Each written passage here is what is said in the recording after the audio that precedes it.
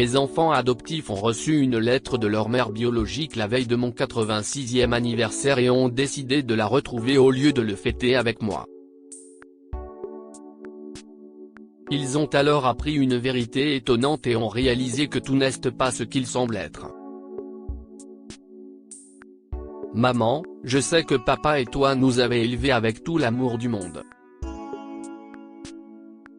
Mais je mentirais si je disais que je ne suis pas curieuse à propos de cette femme, a dit ma fille Émilie.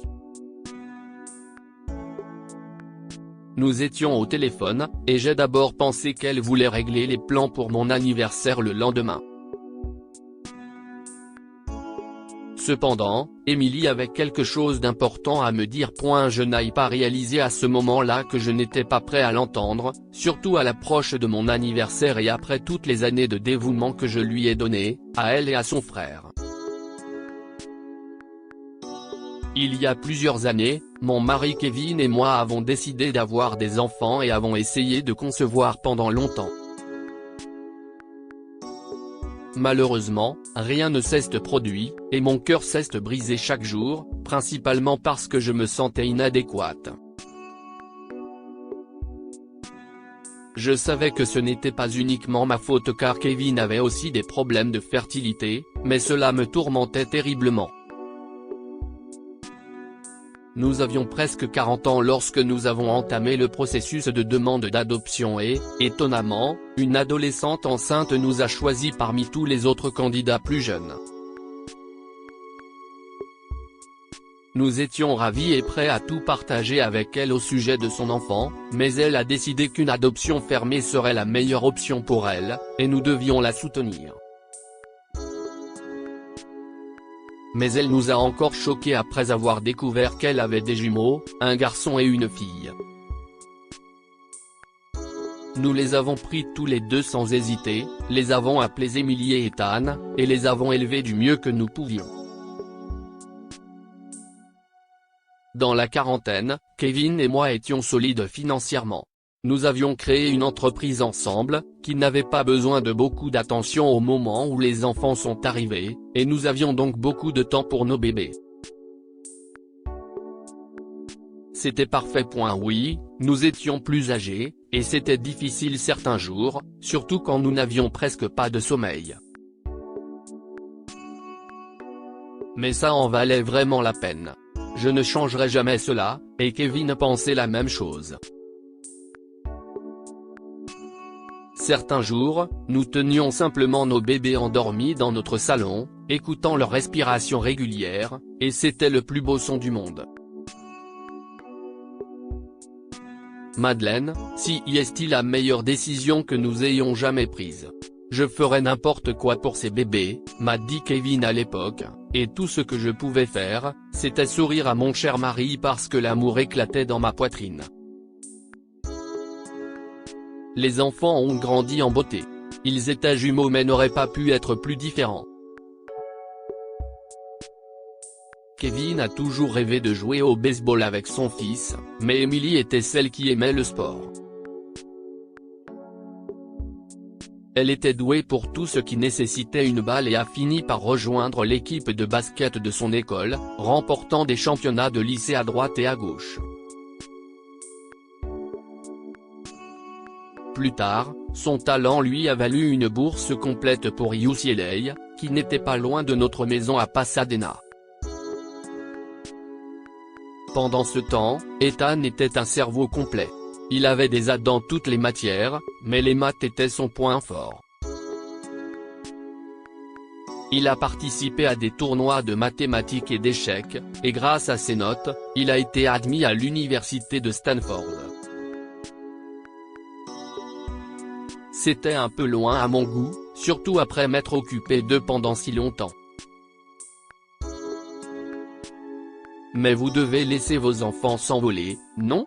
Si est ce que nous avons fait. Kevin et moi leur avons donné des ailes pour voler, en leur inculquant toutes nos valeurs et en leur rappelant qu'il aurait toujours un endroit sûr ici.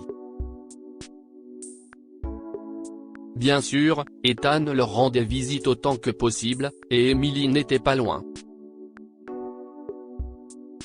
Lorsqu'ils ont obtenu leur diplôme, Emily est retournée à Pasadena, et Ethan a passé quelques années à New York, pour poursuivre sa carrière.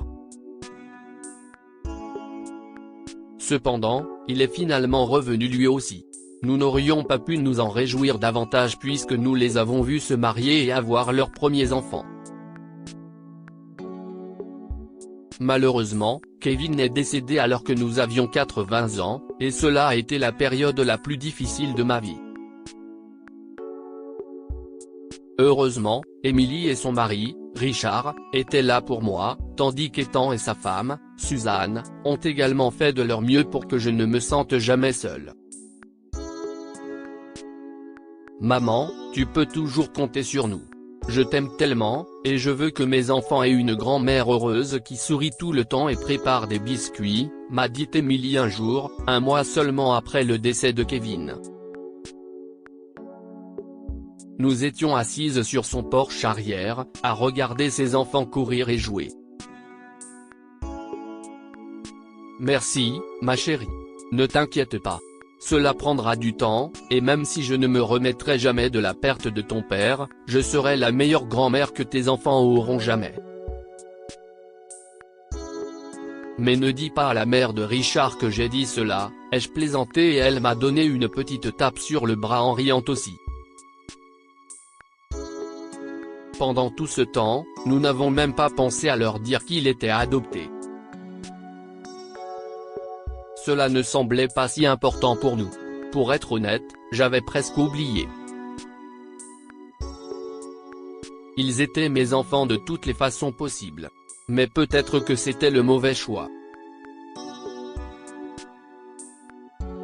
Peut-être que nous aurions dû leur donner toutes les informations plus tôt dans leur vie.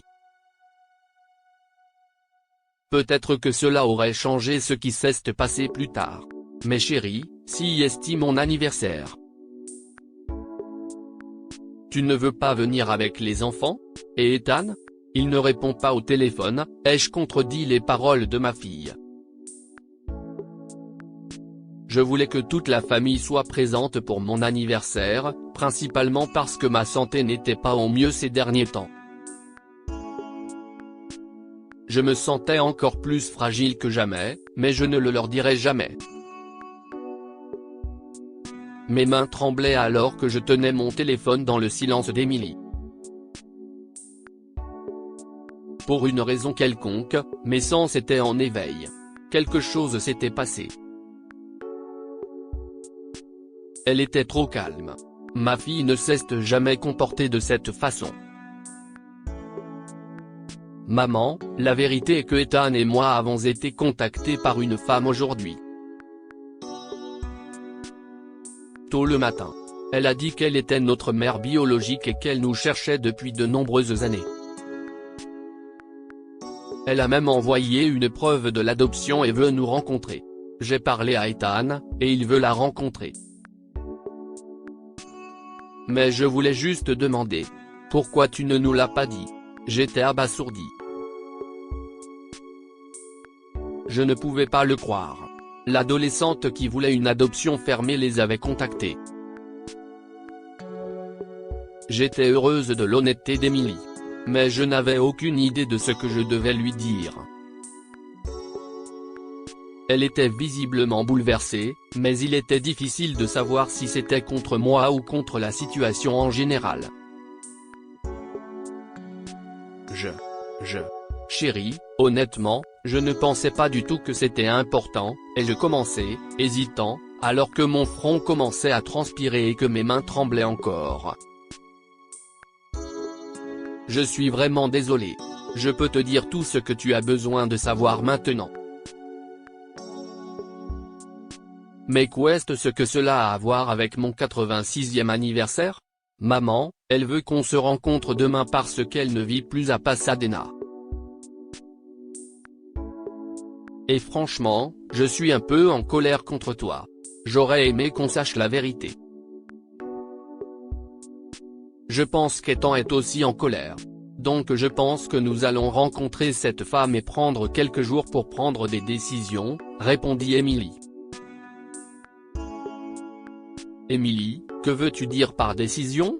Je peux tout te dire sur l'adoption. Je sais qu'il est tard, toi et Ethan pouvez venir ce soir et nous pourrons régler cela ensemble. Je t'assure que ton père et moi ne voulions pas le cacher, mais à un moment donné, nous avons presque oublié que vous aviez été adoptés. Vous êtes mes bébés. Je le sens dans mon cœur. Depuis le premier moment où je vous ai tenus dans mes bras. Je vous jure que je ne voulais pas faire de mal, et je suppliais ma fille, des larmes dans la voix. Maman, s'il te plaît, a-t-elle dit, sa voix s'étranglant presque. Je sais que tu ne voulais pas faire de mal, mais j'ai besoin de temps pour réfléchir. Je vais parler à Ethan, mais je ne pense pas que nous puissions te voir aujourd'hui ou demain. S'il vous plaît, comprenez-nous. Nous parlerons dans quelques jours. Je ne sais pas. Je voulais protester encore plus, mais Emily avait raison. Ils avaient besoin de quelques jours pour y réfléchir. Même si cela me brisait le cœur de penser qu'ils pourraient rencontrer leur mère biologique au lieu de passer mon jour spécial avec moi, ils devaient trouver une solution. Très bien, ma chérie. Mais je suis là. Appelez-moi pour n'importe quoi. N'importe quelle question. À tout moment, aussi. Je suis là. Je t'aime, ai-je ajouté, incapable de garder ma voix calme sur ces derniers mots. Je pouvais entendre Emily pleurer sur l'autre ligne. Ok, maman. Je te verrai plus tard. Bye. Ma main a lentement abaissé le téléphone de mon oreille, et mon cœur battait trop vite pour être confortable. Emily terminait toujours ses appels téléphoniques par les mots « je t'aime aussi ». C'était notre truc. Ma fille et moi. Et maintenant, elle doutait de notre relation, et je ne pouvais rien y faire. Je me suis levé de mon canapé et j'ai marché lentement jusqu'à ma chambre, où j'ai sangloté dans mon oreiller pendant des heures jusqu'à ce que je m'endorme. Le jour suivant a été terrible. Je me suis réveillé bien plus tard que d'habitude. J'ai toujours été une personne matinale, et en tant que femme plus âgée, je me levais généralement à l'aube. Mais pas le jour de mon anniversaire. Je me suis réveillé tard et je me suis souvenu de la nuit dernière. Mon téléphone était posé sur ma table de nuit, et je l'ai consulté pour me rendre compte que je n'avais aucun message de mes enfants. Quelques amis et cousins avaient envoyé des vœux d'anniversaire, mais rien d'Emily et Ethan. Je ne vais pas mentir. C'est ce qui m'a fait le plus mal. Mes enfants étaient toujours les premiers à m'envoyer des messages d'anniversaire, ce qui était trop douloureux. Je me suis demandé s'ils rencontraient déjà leur mère biologique. Étaient-ils en conflit? Se sentaient-ils trahis par moi? Tant d'autres questions me trottaient dans la tête le reste de la journée. Avant que je ne m'en rende compte, la nuit est tombée et je n'avais toujours aucun signe de mes enfants, même si j'ai essayé d'appeler. Cela n'avait aucun sens. Oui, je leur ai caché certaines informations importantes, mais cette réaction semblait exagérée. J'ai décidé d'aller me coucher, bien que je ne sois pas fatigué. J'espère m'endormir au son d'émissions télévisées sans intérêt. Cependant, alors que j'entrais dans ma chambre, on a sonné à la porte. J'ai froncé les sourcils en signe de confusion. Personne ne m'avait appelé pour venir. Joyeux anniversaire. J'ai presque eu une crise cardiaque après avoir ouvert la porte. Ma belle famille était dehors, et Emily et Ethan tenaient un gâteau avec les bougies d'anniversaire allumées et prêtes. Soudain, ils ont commencé à chanter, et j'ai placé une main sur ma poitrine alors que l'émotion prenait le dessus. Mes yeux ont pleuré tout au long de la chanson et quelques larmes ont coulé au moment où j'ai dû souffler les bougies. Tout le monde a applaudi après cela, et ils ont lentement commencé à m'embrasser, me souhaitant à nouveau un joyeux anniversaire. Je n'aurais pas pu être plus heureuse quand ils sont tous entrés dans la maison. Ils ont aussi apporté de la nourriture et des cadeaux, et tous mes petits-enfants ont commencé à courir partout en faisant du bruit. Le fait que je ne sois pas habillée pour l'occasion ne me dérangeait même pas. Tout ce qui comptait, c'était que mes enfants et leur famille soient là. Puis Emily m'a pris à part et m'a demandé de parler à l'écart des autres, et Ethan a suivi. Avant qu'ils ne puissent dire quoi que ce soit, j'ai regardé dans leurs yeux et me suis excusé. Je ne peux pas vous dire à quel point je regrette de ne pas vous avoir dit la vérité. Je pensais que vous ne viendriez pas me voir aujourd'hui. Merci, mes bébés. Et je les ai serrés dans mes bras aussi fort que je le pouvais. Ils m'ont aussi rendu l'accolade, et j'ai vu les larmes dans leurs deux yeux. Je suis désolé pour le coup de fil d'hier soir, maman. Tu ne devrais pas regretter quoi que ce soit. Tu as fait ce qu'il y avait de mieux pour nous, a déclaré Emily, et Ethan a hoché la tête. Oui, j'aurais dû répondre à tes appels, maman. Mais je me sentais en conflit. Il n'y a pas d'autre façon de le dire, mais j'avais besoin de temps, a-t-il ajouté. J'étais heureuse de leurs paroles, mais j'étais toujours curieuse. Je pensais que vous aviez besoin de plus de temps, et que vous rencontriez votre mère biologique aujourd'hui. Peux-tu me dire ce qui s'est passé? Emily a soupiré, et Ethan a passé une main dans ses cheveux. C'était un désastre, maman. Nous ne lui faisons pas confiance, a-t-il révélé, me choquant. Pourquoi? Au début, tout allait bien. Elle s'appelle Amanda Collins. Elle était assez gentille. Elle nous a dit qu'elle nous cherchait depuis de nombreuses années, mais maintenant que j'y pense, je ne pense pas que ce soit vrai.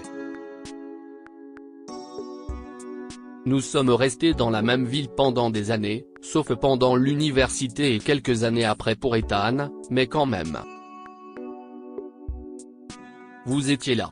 Elle aurait pu vous contacter, a commencé ma fille en secouant la tête, incrédule. Peut-être qu'elle ne voulait pas avoir affaire à nous, ai-je rétorqué, laissant à la femme le bénéfice du doute. Non, j'ai l'impression que ce n'est pas ça, a poursuivi Emily. Après avoir posé des questions sur nos vies pendant quelques minutes. Elle a commencé à parler d'elle-même. Tout ce qu'elle a fait. Tous ses accomplissements. Le fait d'aller à l'université. Les endroits qu'elle a visités. Et si est bien, mais je pensais qu'elle voulait apprendre à nous connaître.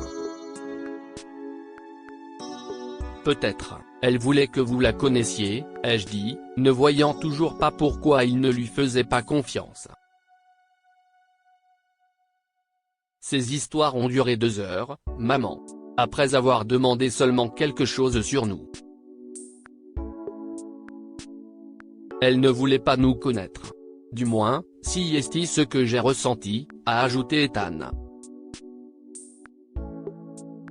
Et puis elle a dit quelque chose qui l'a scellé pour moi. Scellé quoi? Ma méfiance. Je ne comprends pas. Elle est malade, maman. Elle a un mauvais foie, bien que je soupçonne qu'il soit défaillant pour d'autres raisons. Si tu vois ce que je veux dire, a expliqué Emily. Et elle a commencé à poser des questions sur notre santé. Si est alors que j'ai su avec certitude qu'elle ne nous cherchait pas depuis des années. Elle veut quelque chose de nous, et je veux dire, elle aurait pu faire semblant pendant un peu plus longtemps, non? Je ne savais pas quoi leur dire. Je me sentais mal pour eux. Mais chérie, vous a-t-elle demandé quelque chose directement? Nous nous sommes excusés rapidement, et elle était décontenancée. Elle a insisté pour nous donner son numéro de téléphone, et nous a demandé presque désespérément de l'appeler, a expliqué Ethan en haussant les épaules. C'était un stratagème, maman. Elle n'est pas intéressée par nous, mais par ce que nous pouvons lui donner. Qu'allez-vous faire? Ai-je demandé en regardant entre eux. Ils n'avaient pas l'air d'avoir le cœur brisé par cette histoire, mais d'être déçus. Je ne pense pas que je veuille lui reparler, a dit immédiatement mon fils. Mais Emily était en conflit. Elle a baissé les yeux vers le sol, croisé les bras et traîné les pieds. Je ne sais pas quoi faire d'elle, a-t-elle finalement dit en me regardant. Mais j'ai réalisé quelque chose aujourd'hui. Nous n'avons pas eu beaucoup de temps pour réfléchir à notre adoption. Si est encore nouveau. Cependant, je suis sûr d'une chose. Tu es ma mère. Tu es ma seule maman. Les larmes ont à nouveau rempli mes yeux, et je n'ai pas pu arrêter les sanglots qui ont déchiré ma poitrine. Emily a pleuré en m'entourant de ses bras. Et même Ethan, qui était la logique pure et sévère la plupart du temps, a eu les yeux embués. Si est-il vrai? Une mère est celle qui t'élève, pas celle qui te donne naissance, m'a-t-il assuré en se joignant à notre câlin.